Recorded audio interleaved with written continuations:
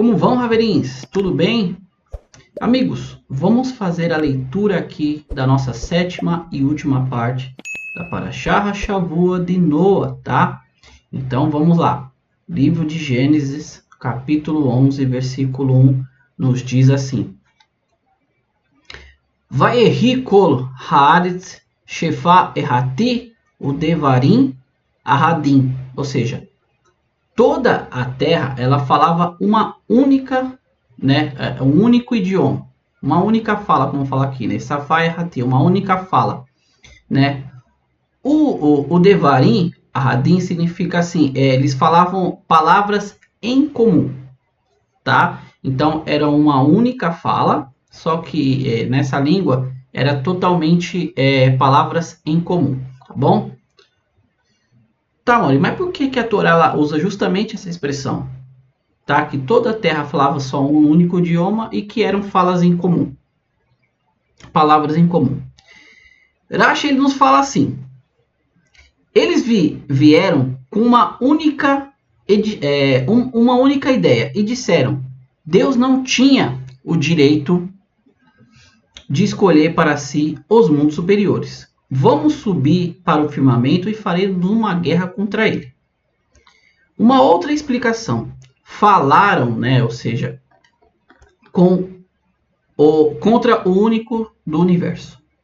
Uma outra explicação: disseram, uma vez a cada 1656 anos, o firmamento se abala como ocorreu na época do dilúvio. Venham e façamos suporte.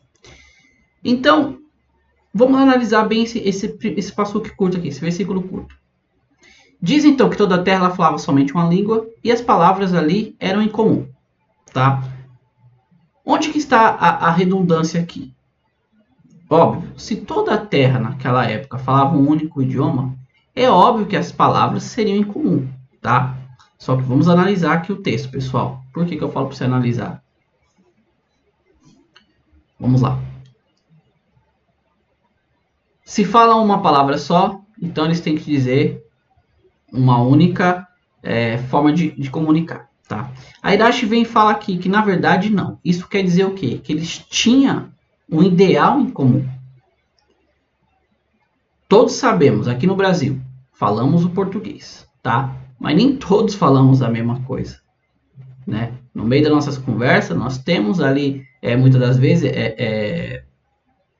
divergências, temos divergências de opiniões, nós temos ali discordâncias, tá? O que a Torá está querendo dizer aqui, quando fala palavras em comum, quer dizer que eles estavam com um único objetivo. E qual que era esse objetivo? O Rashi ele traz aqui 3 explicações. Eles falavam todos contra Deus, tá? E eles falavam que, na verdade, a cada 1656 anos, os firmamentos eram abalados e Deus pegava e destruía a terra, tá? E o primeiro que ele fala aqui é que ele fala assim, que Deus ele era ingrato e escolheu para eles mundos superiores e deixar eles aqui na terra. Então, são essas 3 possíveis aqui interpretações desse versículo, que eles estavam falando, na verdade, contra Deus, tá?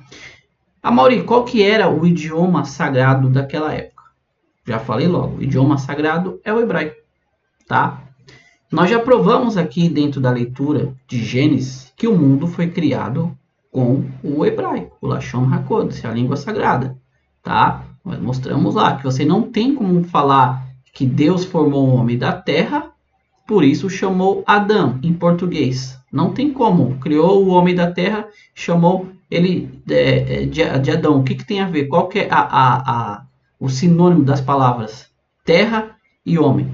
Não tem. Isso só funciona dentro do hebraico. Esse é só um dos centenas de exemplos para nós mostrarmos que a terra, o mundo, tudo foi criado com o idioma hebraico. Porque só vai dar para formar a interpretação, a leitura correta do passuque, do versículo aqui, porque ele fala assim: Adão vem da Hadamá. Adão vem de Hadamá, que é da terra. Você está vendo como só funciona no hebraico. Então, todos aqui ainda falavam hebraico, tá? E isso é o que eles tinham de em comum aqui, como a Hassidut diz. Ou seja, todos tinham o idioma hebraico, ou seja, o idioma que Deus, o idioma primordial que Deus criou, onde ele conversava com Adão. Então o ser humano ainda tinha dentro de si essa essência para poder falar com Deus, tá?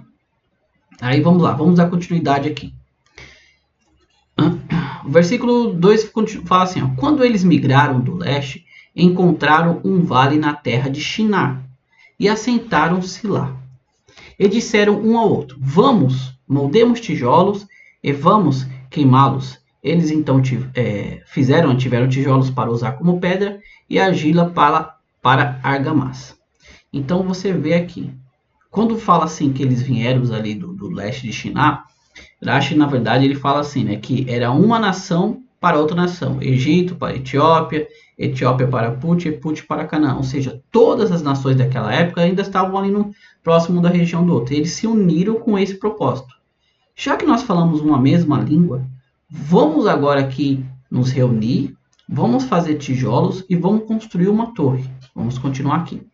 Eles então disseram, versículo 4, venham, construamos uma cidade, uma torre cujo topo alcançará o céu.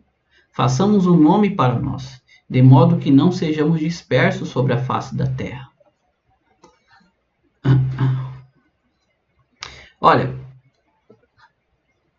imagine sim, eles falam assim, fazer um nome. Então nós tínhamos ali, tinha Etiópia, tinha o Egito, tinha Put e Canaã. Então eles falam, vamos fazer um único nome para nós. Vamos construir uma cidade enorme e vamos fazer uma torre que chega até o céu. Dessa maneira, se porventura Deus vier novamente a tentar nos afastar, nos dividir, como fez com o dilúvio, no caso ali, exterminar, nós estaremos seguros no topo dessa torre. Versículo 5 diz assim, Deus desceu para ver a cidade e a torre que os filhos dos homens tinham construído. Rashi faz uma pergunta interessante, né? Se você parar para se questionar sobre esse versículo, você fala assim, como assim Deus desceu? Desceu da onde? Desceu do céu? Então Deus desceu para ver? Não, na verdade Deus não precisava disso. Olha o que Rashi fala. Deus não precisava fazer isso, a não ser para ensinar os juízes que não se condene um réu até que vejam o caso, né? Ou seja, o entendam claramente. Assim consta no Midrash. Nós sabemos que tudo dentro da Bíblia, dentro da Torá, quando se fala de Deus em figura de linguagem, para que nós possamos entender, nós sabemos que Deus não tem um corpo, Deus não tem olhos, Deus não tem ouvidos, Deus não tem boca. São expressões que a Torá usa para nós podermos entender as ações de Deus semelhante aqui às nossas ações. Então, quando a Torá vem aqui e fala que Deus se inclinou, Deus desceu para ver o que os homens, né, os filhos dos homens estavam fazendo, ele quis nos mostrar que antes de você julgar uma causa, como ele fala aqui, Rashi fala, os juízes têm que aprender, que eles têm que se inclinar, verificar todas as possibilidades para não julgar um réu culpado sendo ele inocente, e vice-versa, nem julgar ele inocente ele sendo culpado. Então o próprio Deus não precisava se inclinar, Deus está sempre olhando todas as coisas. Ele fez essa atitude para poder, né, ele se colocou nessa situação para poder nos ensinar que devemos, antes de fazer qualquer julgamento, analisarmos também. Vemos todas as possibilidades, tá? Aí fala assim, os filhos dos homens. Por que também nesse mesmo versículo fala assim que para ver a cidade e a torre que os filhos dos homens, né, tinham construído? Aqui também tem uma explicação bem interessante. Rashi fala assim, filhos de quem? Aí ele começa a questionar. Rashi fala assim, filho dos homens, filho de quem? Do filho dos burros, dos camelos? Ocorre que essa passagem ela se refere aos filhos do primeiro homem que se mostrou ingrato e disse, né, no caso reclamando, a mulher que o Senhor me concedeu, a mulher que tu me deste comigo. Estes também se mostraram ingratos ao se rebelarem contra Deus, que lhe concedera favores em abundância e os salvaras do dilúvio. Então analisamos bem aqui. Quando Deus fala os filhos dos homens, ele está se referindo lá atrás a Adão, que foi o primeiro ser humano e ainda foi ingrato com Deus, falando que a culpa do que havia acontecido foi por ele ter dado a mulher para ele. E Deus fala, vamos se inclinar aqui para ver o que os homens estão fazendo, os filhos dos homens estão fazendo. É justamente isso. Eu salvei vocês do dilúvio a sua descendência ali, no caso de Noa, de Shem, Ham e Efté, e vocês continuam, né, a serem ingratos comigo, tá? Vamos lá. Deus disse: eis que eles são um único povo, todo tendo a mesma língua, né, a mesma língua, e esta é a primeira coisa que fazem? E agora não deveriam ser barrados de tudo que planejam fazer? Todos esse benefício que eu lhes dei em serem um único povo e terem uma só língua, mas apesar disso eles começaram a fazer isso, uma revolta contra Deus. Ou seja, Deus está falando, vocês são um único povo com uma única língua e isso é a primeira coisa que vocês vão fazer? Se rebelar contra mim?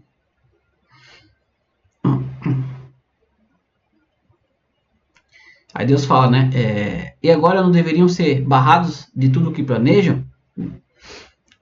Vamos descer e confundamos, versículo 7, vamos descer e confundamos a sua fala, de modo que uma pessoa não possa entender a fala de outra. Mais uma vez aqui nós encontramos vamos descer. Deus não poderia falar eu vou descer, vamos descer mais uma vez. Rashi ele vem aqui e fala assim, ó.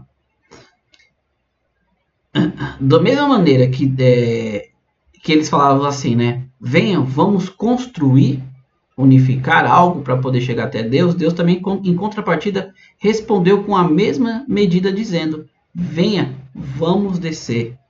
Confundamos, né? Ou seja, vamos fazer com que eles não se entendam, tá? Quando Deus fala assim, vamos descer, Deus estava se aconselhando com toda a corte celestial. Porque assim como um rei, ele usa a expressão vamos batalhar, vamos, Deus está mostrando também aqui, como assim, da mesma maneira, ele fala para nós nos inclinarmos, buscarmos toda a referência sobre um réu. Quando você vai tomar uma atitude, você também busque os conselhos. Tá? Não que Deus precisasse se aconselhar, mas como falando, a Torá usa figura de linguagem para nós podermos entender a personificação, né, se fosse assim, possamos dizer, de Deus com as suas atitudes para conosco aqui. E Deus os dispersou de lá, sobre a face de toda a terra, e eles pararam de construir a cidade. Olha só. Neste mundo, o que disseram pretendiam para que não sejamos espalhados. Assim disse o rei Salomão, né? Shlomo. O que os malvados temem acaba acontecendo com eles, tá? Como está lá em Provérbios 10, 24. Ou seja, o que eles mais temiam foi o que aconteceu com eles. Como eles eram um único povo, havia uma única língua, eles estavam com medo de se separarem, foi esse o temor, foi esse o seu pago, tá? Como disse Salomão. E fala assim, ó, olha essa parte aqui, ela é bem interessante, né? Pode parecer muitas vezes aos nossos olhos assim, que não tem um sentido, mas vamos entender uma pergunta óbvia aqui, tá? Qual que é a pergunta? Se a geração do dilúvio, por que Deus destruiu uma? E por que a geração da Torre de Babel? Deus não os destruiu, mas Deus os dispersou. Rashi fala assim: daqui aprendemos que a geração da Torre de Babel não terão um mundo vindouro. Vamos lá, o mundo vindouro é Olam Rabá, tá? Quais pecados foram mais graves? Os das gerações do dilúvio ou da geração da dispersão, que é da Torre de Babel, que ocorreu em consequência da Torre de Babel? Os primeiros não estenderam, os primeiros da geração de dilúvio, eles não estenderam a sua mão contra Deus, enquanto o segundo estenderam sua mão contra Deus para se dispor a fazer uma guerra contra ele. Por outro lado, os primeiros morreram afogados, enquanto os segundos não pereceram nesse mundo. Ocorre que na geração do dilúvio haviam ladrões e conflitos entre eles. Devido a isso, eles acabaram destruídos. Mas esta da geração aqui da Torre de Babel se comportaram com amor e amizade entre si, conforme diz o versículo 1 aqui. Uma língua e palavras em comum. Daqui se aprende o quão odiosa é a discórdia e quão grande é a paz. Todo esse comentário de Rashi aqui é para nos ensinar algo bem profundo, que é o foco dessa última parte da porção aqui. tá? Qual que é a diferença da geração do dilúvio e da geração da Torre de Babel? Simples e objetivo. A geração do dilúvio, eles não tinham acordo, eles tinham a discórdia entre si. Como diz aqui, todos eram bandidos, eram ladrões, mas eles brigavam entre si, se matavam entre si. Ou seja, não tinha união. Era um povo pouco ali, reunido ali próximo a Noé, porém não havia concordância entre eles. Já a geração da Torre de Babel, não. Como Urash fala aqui, já no primeiro versículo diz que eles tinham uma única fala e todos falavam em comum, ou seja, eram amigos. Um tinha um amor para com o outro, empatia. Tanto que todos eles estavam reunidos num único objetivo. Só que em contrapartida, essa união era o quê? Para ir contra Deus. E aqui Irache ele termina explicando o seguinte, muito profundo. O quão grande é para Deus valioso a união, e o quão desprezível para ele é a discórdia. A ponto da discórdia ele levar o mundo a um dilúvio e destruir todos. Já a união entre as pessoas, entre um ou outro, a Havá, né, amor, faz com que nós nos unimos em algum bem, ainda se fosse um bem, né, positivo, faz com que Deus apenas o que? Dispersasse a geração da Torre de Babel, não os destruísse. Por isso nós vemos que Deus fala assim: eu fiz tanto benefício para eles, eles são um único povo, com uma única fala, e a primeira coisa que eles fazem é isso. Eles estão tão unidos, por que não usar dessa união para uma causa benéfica, para ajudar alguém, para construir essa cidade, para que todos venham ter moradia, segurança? Então daqui Irache ele conclui justamente que quão odiosa é a discórdia e quão grande é a paz. Tá?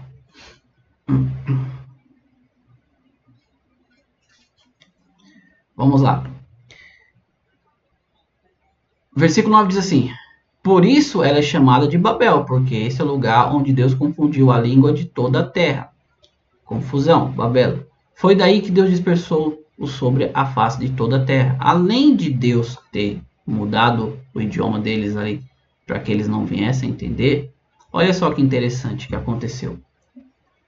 Rashi ele comenta aqui que nessa construção, quando Deus confundiu a língua, quando Deus confundiu a língua deles, um pedia tijolo, outro trazia argamassa. Um pedia argamassa e um trazia tijolo. Nessa confusão de que um nem outro se entendia, o que acontecia? Começou um a agredir o outro. Estou pedindo para você argamassa, você me traz tijolo?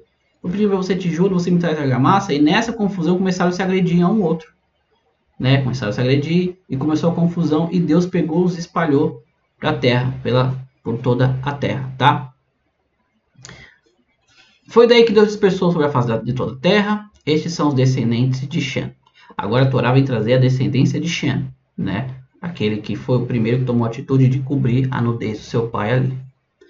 Shem tinha 100 anos e teve um filho, Asparshad. 2 anos depois do dilúvio. Shem viveu 500 anos depois de ter tido Asparshad. Ele teve filhos e filhas. Arpachad viveu 35 anos e teve um filho chamado Shelar. Arpachad viveu 403 anos depois que teve Shelar. Ele teve filhos e filhas. Shelar tinha 30 anos e teve um filho Ever, né? Shelar viveu 403 anos depois que teve Ever e teve filhos e filhas. Ever tinha 34 anos e teve um filho Peleg. Esse viveu 430 anos depois que teve Peleg e teve filhos e filhas. Peleg tinha 30 anos e teve um filho, Hel. Peleg viveu 209 anos depois que teve Hel e teve filhos e filhas. Hel tinha 32 anos e teve um filho, Serug. Hel viveu 207 anos, depois teve Serug e teve filhos e filhas. Serug tinha 30 anos e teve um filho, Nahor. Serug viveu 200 anos depois que teve Nahor e teve filhos e filhas. Nahor tinha 29 anos e teve um filho chamado Terá.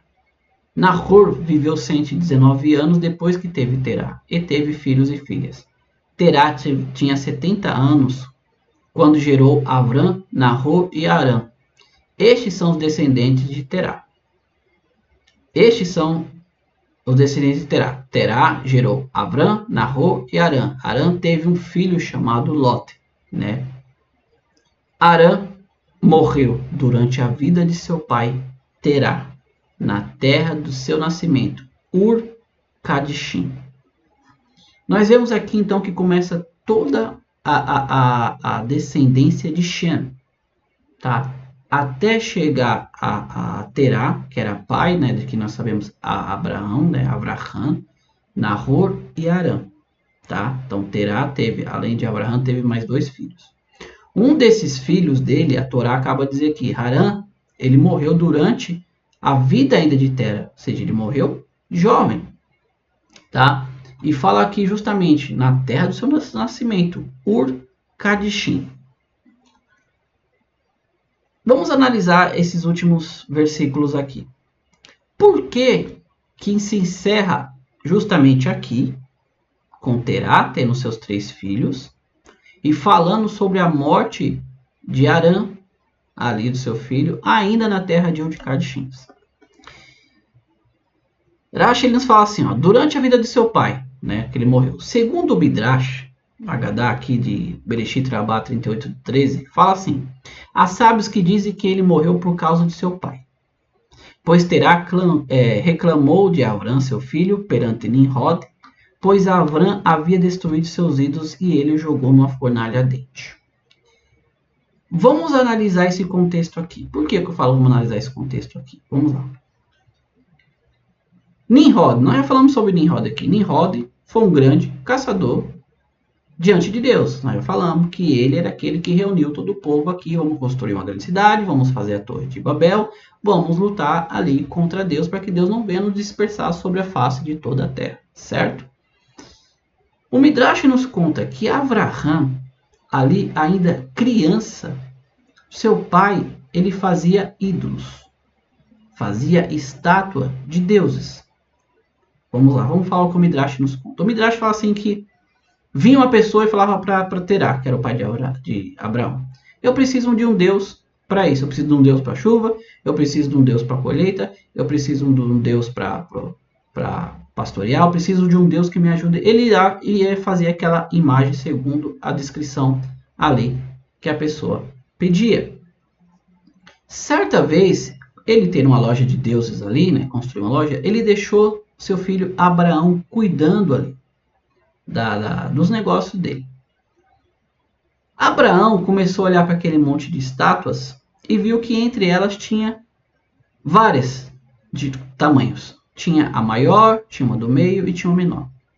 O que Abraão fez? Abraão pegou, quebrou todas as estátuas de tamanhos menores e deixou só a estátua maior grande. Quando seu pai retornou da encomenda que ele foi entregar, né, para o seu cliente ali, ele olhou toda aquela bagunça, tudo quebrado, e uma só das estátuas inteira, que era maior, e falou: o que aconteceu aqui, Abraão? Abraão ali pequeno pegou e falou para ele assim: pai, a estátua maior deu uma ordem para as menores e as menores não fez. Ela saiu quebrando todas as menores. O que seu pai Terá falou: você tá louco, menino? O que você tem na cabeça? Isso é uma estátua, isso não tem vida. Isso não pode se mexer. Como que ela ia fazer isso com as demais? Foi você que quebrou. Aí Abraão chega, né? Abraão pega e fala para o seu pai: se você mesmo sabendo disso, que elas são estátuas, que elas têm olhos e não veem, têm ouvidos e não ouvem, têm bocas e não falam, por que você vende elas como se fossem ídolos, como se fossem deuses? Aqui entra o nosso Midrash.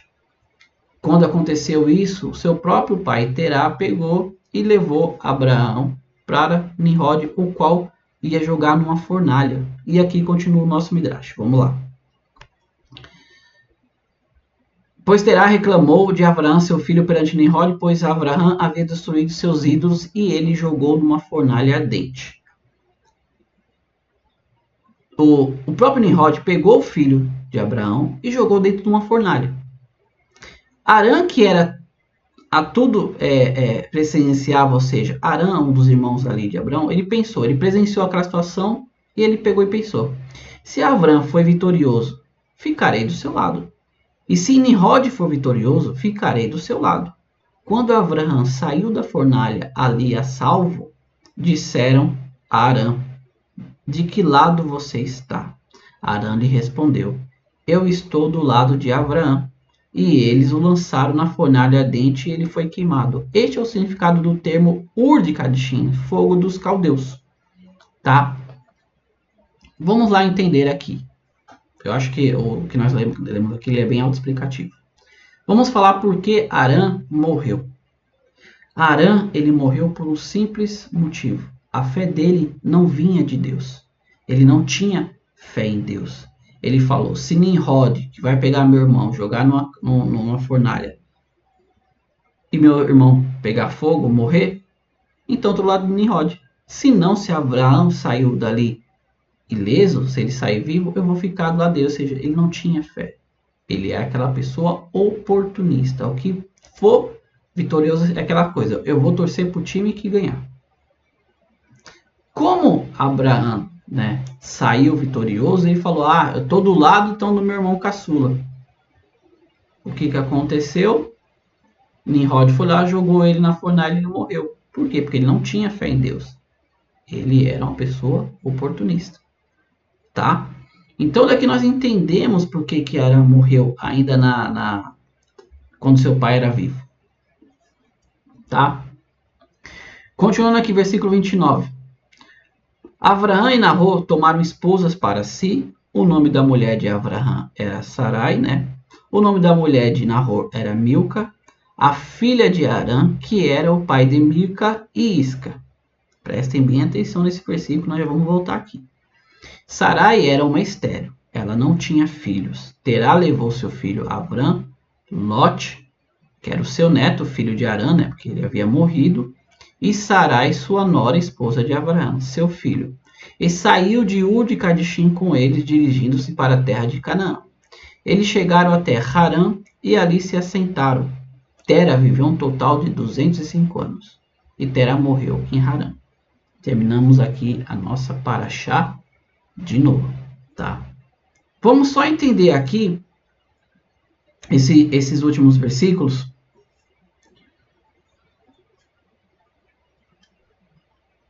O que eu falei para nós prestarmos atenção aqui é no versículo 29.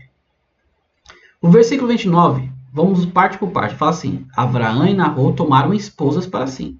Então, Abraão e Nahor tomaram para si esposa. O nome da mulher de Abraão era Sarai. O nome da mulher de Nahor era Milca. Só que o versículo continua: a filha de Arã, que era pai de Milca e Isca. Por que a Torá fala que Abraão e Harô tomaram esposas para si, né? E que elas, no caso aqui, quando fala da esposa de Nahor, fala que ele era que filha do seu irmão que havia morrido, né? Arã, no caso que era Milca e Isca. Isca, na verdade, é Sara. Esta é Sara, que era chamada de Isca porque ela previa, olha o nome, Isca, Shohá, o futuro, tá? Ou seja, ela é chamada de Isca porque ela previa, dentro do hebraico, Shohá, o futuro, através da inspiração divina. E porque todos olhavam Shohim, né? Tudo vem da palavra aqui da raiz de Ishkar, tá? Ela olhava, Shohim, eles contemplavam sua beleza. Nós sabemos lá na frente, vamos ver que, na verdade, Sará era uma mulher muito linda, tá? Muito bela. Alternativamente, Isca é uma expressão que detona nobreza, Nasirut, assim como Sara é uma expressão de domínio de Serará, ou seja, né? A questão aqui da beleza. Então, quando a Torá fala aqui que Milca e Isca eram as duas filhas de Arã que havia morrido, e fala que, no caso aqui, Nahor havia tomado Milca, que era filha de Harã, E também Isca está falando justamente de Sara, tá? Continuando aqui, ó. Então Terá saiu com eles, e Terá morreu em Harã. Por que também conclui aqui que Terá morreu em Harã? Vamos lá.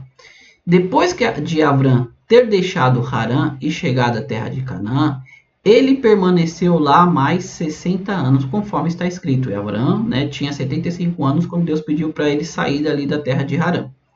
Terá tinha 70 anos de idade quando Abraão nasceu. Assim, Terá tinha 145 anos de idade quando Abraão deixou Harã. E ainda haveriam muitos anos a mais na terra de Terá. Porque se ele morreu com 205 anos, então por que fala que aos 75 anos Deus pediu para Abraão sair da terra? Então porque não é contado mais sobre esses outros anos ainda da vida de Terá. Então porque a escritura relaciona antecipadamente a morte de Terá, antes da partida de Abraão, para que isso não fosse conhecido por todos e não viessem a comentar: Abraão não cumpriu o mandamento de honrar o seu pai, uma vez que ele o deixou em sua velhice e foi embora. Por esse motivo a escritura já o chama de morto, pois os ímpios, mesmo em sua vida, são chamados de mortos, aos passos que os justos, mesmo em sua morte, são chamados de vivos, como está dito, né? Ebeneahu, filho de Jeoiada, filho de um homem que vive, conforme está lá em 2 Samuel, no capítulo 23, versículo 20. Tá? Então, Rashi ele vem aqui e pega toda essa passagem para explicar que Abrão ele não saiu, né, ali até que o seu pai viesse, no caso, a falecer. Por quê? Vamos lá. Existe um mandamento para nós honrarmos nosso pai e nossa mãe. Tá? E fala assim, esse é um mandamento que prolonga os nossos dias aqui. Então, para que não viesse a falar, tá vendo? Abraão deixou seu pai ali em velhice e saiu. A escritura vem e fala de todo o tempo de vida de Terá. Tá? E nós vemos aqui que Rashi ele conclui falando que muitas das vezes até uma pessoa mal, um rachá, ela é tida como se fosse uma pessoa que já está morta. Ao passo que uma pessoa justa, ainda quando ela morre, ela é tida como viva. Porque as ações do justo perduram. Já as ações do perverso, elas morrem com ele. Tá bom? Então é toda essa explicação que Rashi conclui aqui a nossa porção de Noa.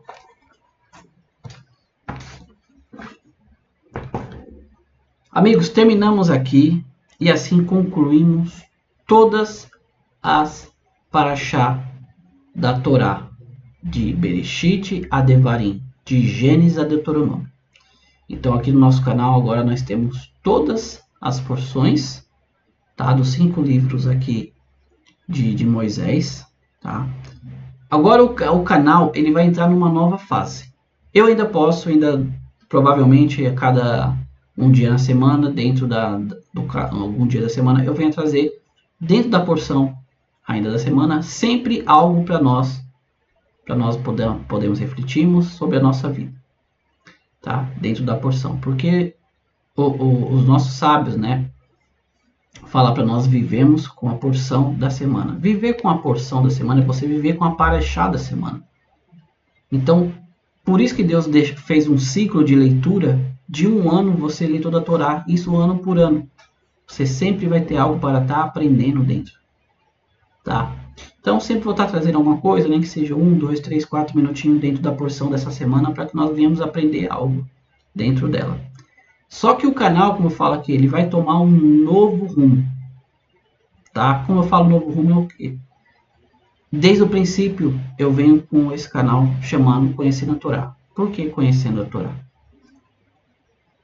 Nós viemos de uma geração, nós nascemos num país onde ele tem como base, por mais que fale que é um país laico, ele não é laico.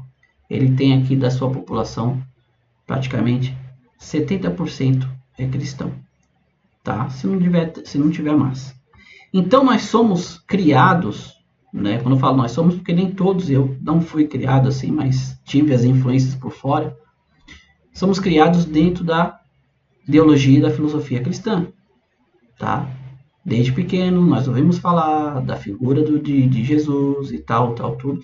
Quando vamos para a igreja, ouvimos ali, tá? Então, dentro dessa minha experiência, eu tive, né, como qualquer um que está dentro de uma igreja evangélica, ou protestante, ou igreja católica, ele é educado daquela maneira. Poucas das vezes nós temos a oportunidade de questionarmos isso, porque aquilo é tido como verdade na nossa vida. Então eu trouxe esse canal para tirar essa ideia. Por quê? Porque você tem o direito de perguntar se isso é verdade, se isso é mentira ou não. Tá? Então quando eu criei esse canal, o meu propósito era justamente isso. Vamos ler a Bíblia, vamos ler aí a sua Bíblia no contexto original em hebraico, para ver se realmente o que estão falando é verdade. E agora que você acompanhou todas as porções, você viu que não tem nada a ver com aquilo que nós aprendemos na igreja, com a explicação do cristianismo. Tá? Pelo contrário, a Torá, a Bíblia, ela tem um foco, ela tem uma narrativa, e esse foco é em cima do povo de Deus, porque Deus, desde o começo, fala: esse é meu povo, eu comprei, né? Eles vão ser minhas testemunhas até os final dos dias.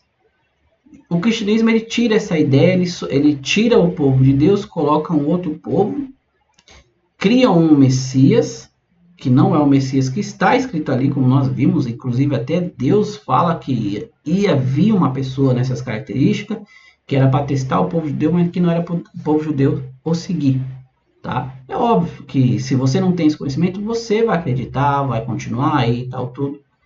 Então, existe esse canal com esse intuito, eu trazer a minha experiência, tá, dentro do cristianismo e fora do cristianismo, nesses mais de 20 anos dentro do judaísmo, para você entender, tá, para você poder questionar, para você poder perguntar se realmente o que você está acreditando, você está seguindo, é aquilo que Deus quer na nossa vida. Tá? Então daqui para frente o canal ele vai focar mais dentro desse conceito.